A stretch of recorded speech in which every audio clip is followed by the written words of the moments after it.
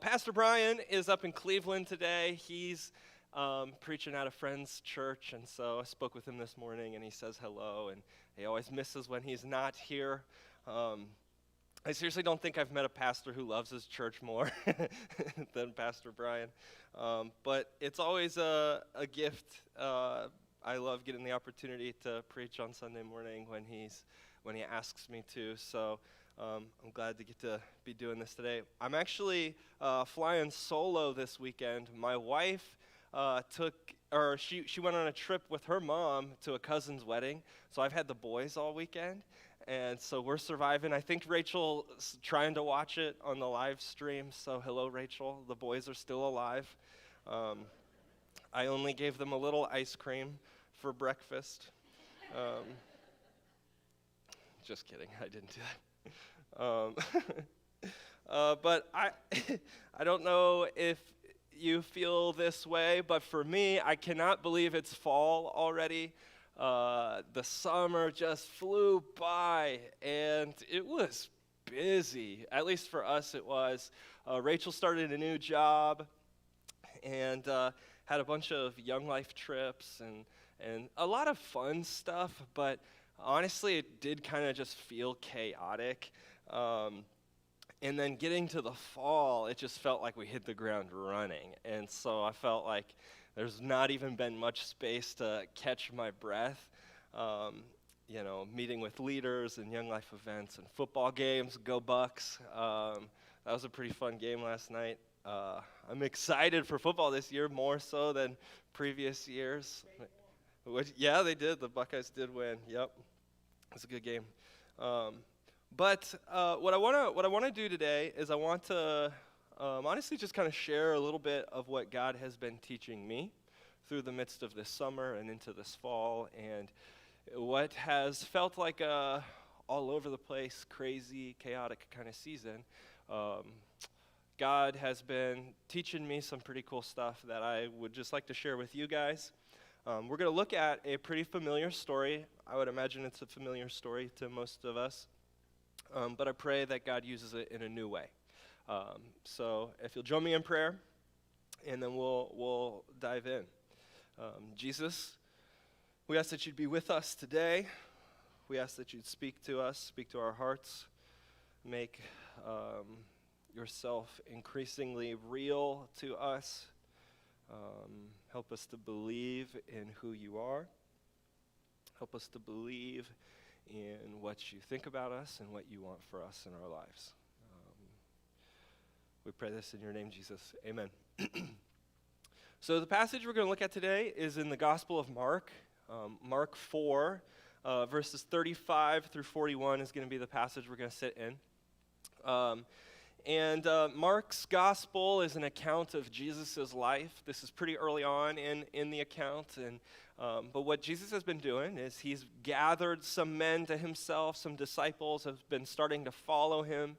He's been performing miracles. He's been teaching things about the kingdom of God, the idea that God's rule and reign is coming and has come to earth. And so after a day of teaching, this is where our story picks up in verse 35 of chapter 4. It says, that day, when evening came, he said to his disciples, let us go over to the other side, that's of the Sea of Galilee, right?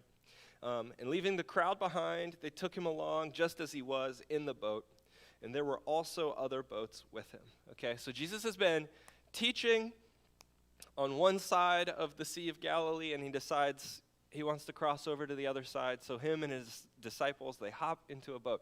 I have a picture of what these boats would have looked like. That's a glorified canoe, okay? They weren't privileged to have the technology that you and I have, okay? So this boat that they hop into is not a yacht. It's not, it's really nothing much crazier than that, okay? But as we keep going, his disciples, many of his disciples were professional fishermen, right? They are acquainted with the sea and with steering one of these guys, okay? But in verse 37, it says that a furious squall came up, and the waves broke over the boat so that it was nearly swamped. When's the last time you used the word squall in a sentence? It's a windstorm, okay? Now, the Sea of Galilee is actually about 700 feet below sea level, okay? So this area is known, I don't understand how it works exactly, but the pressure changes and the wind and stuff like that. And so this area is known to kick up these like really powerful, significant storms just like that. So they're in the middle of this lake. It's now nighttime, by the way, and this huge storm kicks up. I don't know if you've ever been on a body of water at nighttime, but it's pretty scary just looking at the water and you just can't see anything. It's just dark everywhere, right?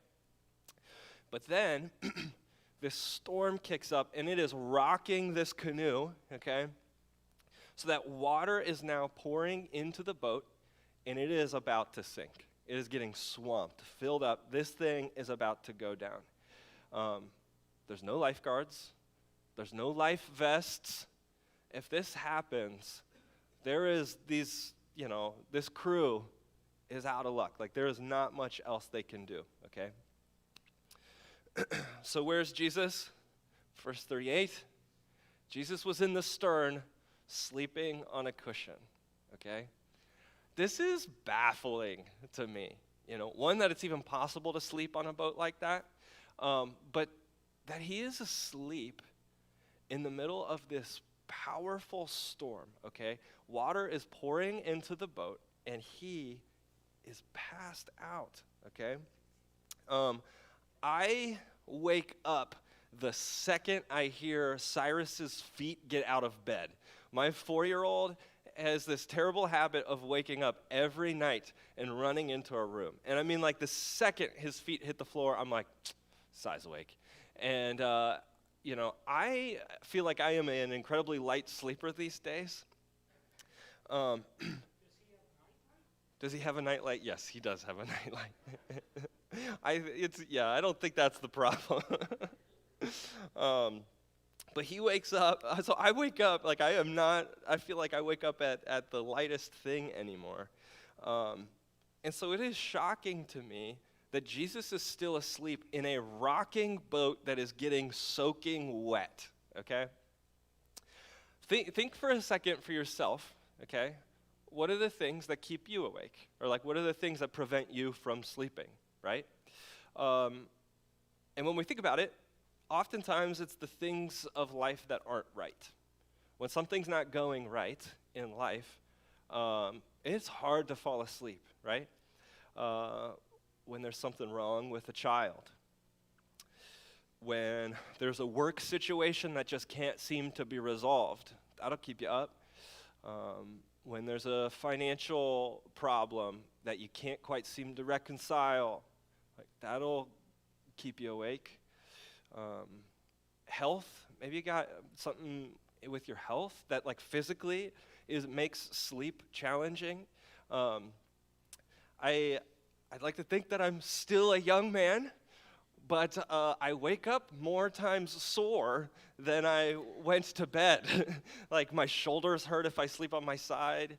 If I sleep on sleeping on my belly is just not even an option anymore. Like, and sleeping on my back, I get weird dreams. So it's like, sleeping is not as exciting as it used to be for me. Yeah. But it's the storms of life, right? When things aren't right, we find ourselves really struggling to sleep, right? And so I do not want us to miss the fact that in the midst of a literal storm, Jesus is out, lights out, like he is not concerned. Maybe he was just literally physically exhausted, but I don't think that's what's happening here. I think water being splashed in your face would even still do the trick, okay? But he is literally not losing sleep over this storm that's happening, okay? And so if you're like me, I'm scratching my head going, how on earth is this the case? Like, how can Jesus just not be worried about this storm? Okay, and the disciples are actually asking the same question. The disciples woke him and said to him, "Teacher, don't you care if we drown?" ESV says, "Don't you care that we're perishing?" Like, we're going down. Jesus, where are you? Right? How are you asleep right now? Don't you see what's going on? Don't you care? Like, don't you care about me? I think is ultimately at the heart of this. Like, Jesus, we've been following you. We trusted you. Like, how on earth would you like send us out into this storm to now just let us go down with the boat? Right? Like, don't you care? Don't you see what's happening? What woke Jesus? What woke Jesus up? Okay. He got up. Actually, let's back up one more. Okay. What woke Jesus? Was it the storm? No, it wasn't the storm. It wasn't the boat that was rocking, the shocking thing. The thing that wakes Jesus is the disciples, right? It's the cries and the pleas of his people. This is kind of becoming apparent to me that in a lot of the stories of Jesus, this is kind of a pattern. There are multiple stories and situations where the situation itself doesn't compel Jesus to do anything about it. It's actually the cries and the pleading of people. A couple examples, feeding of the 5,000. You know, Jesus went to go pray by himself, but this massive crowd comes. He has compassion on them, and so he spends the afternoon healing them and teaching, and it gets late into the evening, and the disciples come to him and say, "Hey, send them away. They're going to pass out on the way home unless you do something about it." And then he does. Jesus wasn't oblivious to the fact that it was late and they were hungry. He himself was probably hungry. But he doesn't do anything about it until his disciples come and present this to him. Another one, I think of the wedding at Cana. You know, he's at this wedding with his mom and his disciples, and they run out of wine. Jesus probably recognized that that had happened, but he doesn't do anything until his mom comes to him and says, "They ran out of wine." And then she just bosses him around. It's like, "Do something about it. I'm your mom." And he does, okay? This I don't know, that's striking to me. And it matches with this idea that like he's asleep on the storm. He's not actually that concerned by it. But he listens to the pleas and the cries of his people. And so verse 39, he got up, rebuked the wind, and said to the waves, "Quiet, be still." Then the wind died down, and it was completely calm. Quiet, be still, and it is, okay? The boat stops rocking. Water's no longer crashing over the sides and filling it up. They're no longer getting hit in the face with sea spray. And then I even think that maybe like the skies cleared up and you could see all the stars, and it in an instant became actually a pretty beautiful evening. He said to his disciples, "Why are you so afraid? Do you still have no faith?" And it says they were terrified, okay? So while this storm is happening, the disciples are freaking out. They think they are going to die, okay? They wake Jesus up. He makes it all stop, and then they're terrified. Like, they're terrified more after this has now happened than in the middle of the storm itself, okay? I'm actually kind of like struggling to wrap my head around that a little bit. You got what you wanted, right? But I think they were presented with this such amazing display of power that actually even shattered their like understanding of life more than the fact that they were being faced with death itself. So that's pretty crazy to me. But the question, and this is where I really kind of want to focus in today, and this is where I feel like the Lord has kind of been working on me a lot right now, is he asks the question, why are you afraid? Do you still have no faith? Why are you afraid? Do you still have no faith? Essentially asking the question, why did you doubt me? Like, why did you think I couldn't do this? One of the things I got to do this summer was I got to be a buddy at Capernaum camp, at one of our Young Life camps in Rockbridge. And Capernaum is our ministry to students with special needs and disabilities. It's awesome.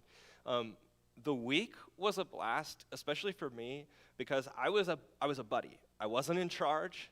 I didn't have to run anything. I literally just got to go be a friend to a couple guys that we brought from our area on this trip, and we had a blast. Like, I literally laughed more in this single week than I have in a long time.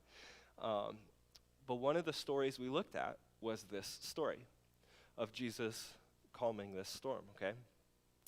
And the speaker summarized these two questions with a single sentence. And I think she gets this from the Jesus Storybook Bible, which is awesome if you have kids, and even if you don't have kids, it's still awesome. But summarized, why are you so afraid? You can go back, sorry. Why are you so afraid? Do you still have no faith? Summarized it with this single question, why did you believe your fears instead of me?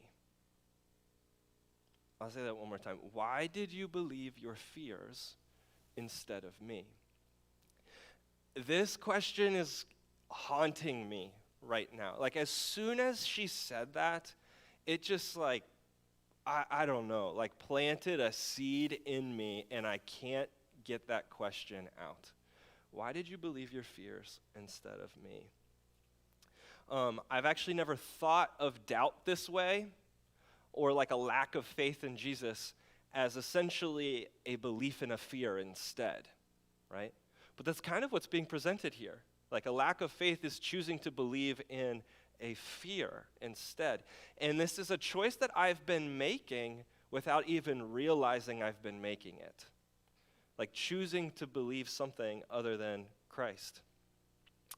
And so that naturally leads to the question, like, what am I so afraid of? What are we so afraid of? Like, we all wrestled with doubt. We all wrestle with spaces in our life where we could use more faith, right? So if, honestly, like, what I'm arguing here is almost the antithesis to faith is believing in a fear instead, what are we so afraid of? I'm afraid that people don't like me, that even deeper than that, there is something intrinsically unlikable about me. I'm afraid that I won't have enough, or I'm afraid that I just won't even get what I want. I'm afraid that a particular painful situation in my life won't change. I'm afraid that God has left me, or that if he hasn't, he will soon. I'm afraid that my life is purposeless and has no meaning. I'm afraid that I will die. I'm afraid that my kids will die. I know some of those things might feel dramatic, but if we actually pause and think about our lives, these things are actually at the core of what we're afraid of. I think, if we're being honest and we actually stop and think about it. Like, our fears really actually are that significant. I think we just ignore it a lot of times, and they're kind of scary to actually even address and look at. So the disciples asked each other, who is this, that even the wind and the waves obey him? Who is this guy, right? Who is this that he woke up from a nap and he just stood up and said, quiet, be still, and it all happened, right? Who is this? Obviously, their lives were threatened, and Jesus displays this incredible, his power over nature, right? But what's important for us to also know is the sea is actually a really ancient symbol. Common Israelites would have picked up on this immediately, but also so would other ancient Near Eastern cultures. This was a common symbol. But the sea represented death, represented chaos, disorder. Like, you can't live out on water, right? You can't live out there. It's not sustainable. And even if you're out there on a boat or something like that, heaven forbid you're out there when it turns nasty. Like, if it decides to really rage, you don't have a choice. Like, you don't have an option. The sea becomes this powerful symbol of understanding our limitedness, our finiteness, and actually our inability to control life. Like, there's actually very little we actually can control. If you've ever been to a beach, you just stand on the shore and you look, and nothing you can see, as far as you can see, is just this massive ocean.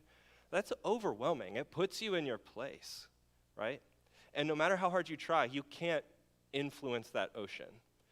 We went to the beach for a little trip in June, and Cyrus had a blast. It was his first time at the beach, and he'd run back and forth trying to kick waves and jump over waves, but his ability to actually influence that ocean is futile. Like, he's got no choice. Like, no matter how hard he kicks, that wave is still coming back, right? That's what the sea is. This powerful symbol of death, chaos, disorder, our inability to actually control much of anything, right?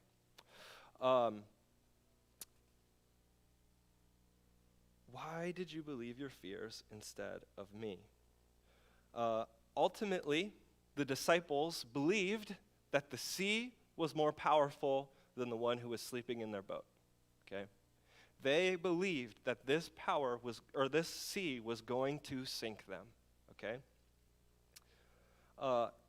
And often in our lives, we believe that the storms that we are going through are more powerful than who God is. Like, we believe that the storm that you're experiencing is more powerful than Jesus. We believe that death, chaos, disorder are more powerful than Jesus. But, and I'm sure you know what this feels like. When we live in that space, though, believing that the storm is more powerful than Jesus, it's an exhausting place to live. And it can actually be a pretty terrifying place to live, right? But what if we didn't have to continue living that way? What if we didn't have to continue living believing that the sea, that the storm was more powerful than who Jesus is? What if there is a God who brought order to chaos just by speaking, by separating the waters from the dry lands, right? Makes a place that is habitable from us, separate from the places that are uninhabitable. What if there's a God who made a promise to a man named Noah, a man whose name actually means rest? What if he made a promise to him and all of his children that he would never flood the earth and destroy humanity? What if there is a God who, with a blast of his nostrils, splits the sea so that his people can leave slavery and enter into a land that he has promised for them? What if there is a God who is so not bothered by the storm that he's able to sleep, he's able to take a nap on a cushion? Not because he doesn't care, but because he is so convinced that he's got it. What if there's a God who can wake up from that nap at the pleas of his people and make it stop in an instant? What if there is a God who allowed himself to be swallowed by death, to allow it to consume him, just so that he could prove he has the ultimate authority over it by raising from the dead? And then what if this same God actually says to us that one day the sea will be no more? Like that's what it says in Revelation 21. And when John has his vision, he says, behold, and I saw that the sea was no more. That's not just because like there's not going to be water. Like it's because it's a symbol of chaos and death and disorder. And so we have this hope that one day the storms will stop. Like they will be gone for good. That's amazing. That's pretty amazing. In a similar story, Jesus' disciples are on a boat in the middle of the night, in the midst of another storm, and Jesus comes to them walking on the water, right? And they freak out. They think it's a ghost. And Peter's like, if it's you, Jesus, call me out. And so he's like, all right, come on. And what is striking to me is that Jesus invites Peter to step out onto the water, to literally walk on water in the middle of a storm. Like, Jesus doesn't make the storm stop. He doesn't make all the conditions just right for Peter to come follow him, to trust him. He's actually in the middle of it saying, hey, come on, take a step of faith. Trust me. Keep your eyes on me. And Peter does. He steps out of the boat. He starts walking on the water. What happens next, though? He sees the wind. He sees the waves. And he starts to sink. He takes his eyes off Jesus. But Peter goes, Lord, save me. And Jesus graciously grabs him and pulls him up. And again, asks the same question, like, hey, why did you doubt me? Like, why did you think that this wasn't something I could handle too?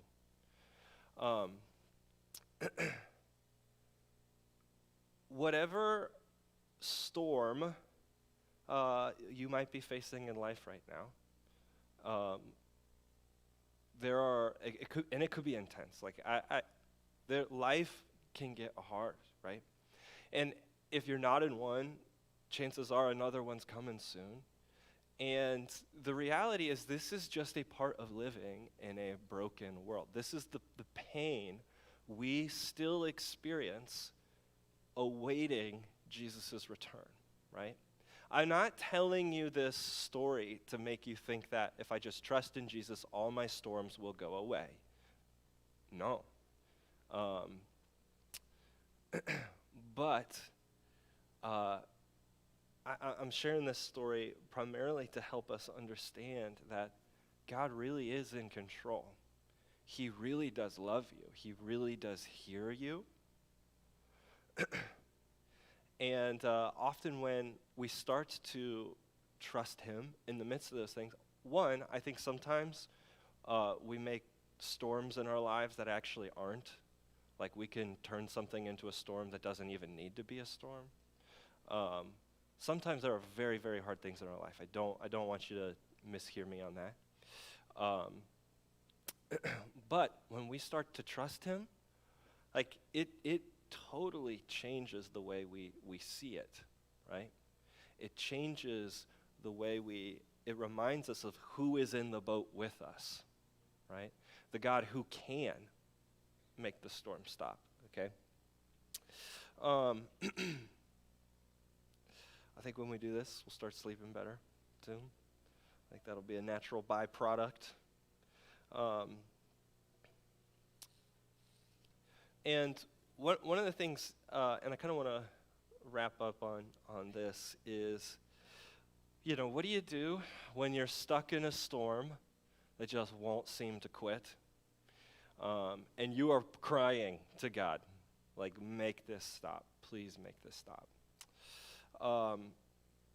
And it might feel like he's asleep on you, that he can't make this one go away, or he's not going to.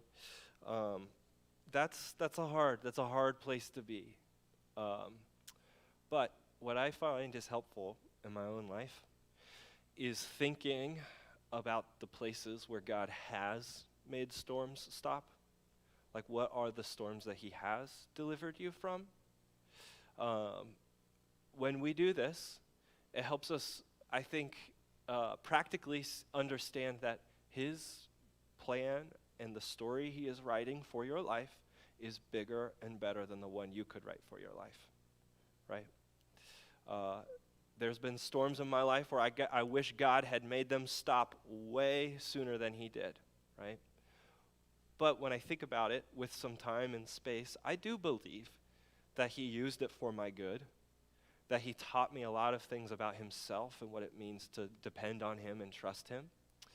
And so when we think of those things, it creates in us, I think, gratitude, perspective. It increases our trust and our faith that, yes, God, you can do this again.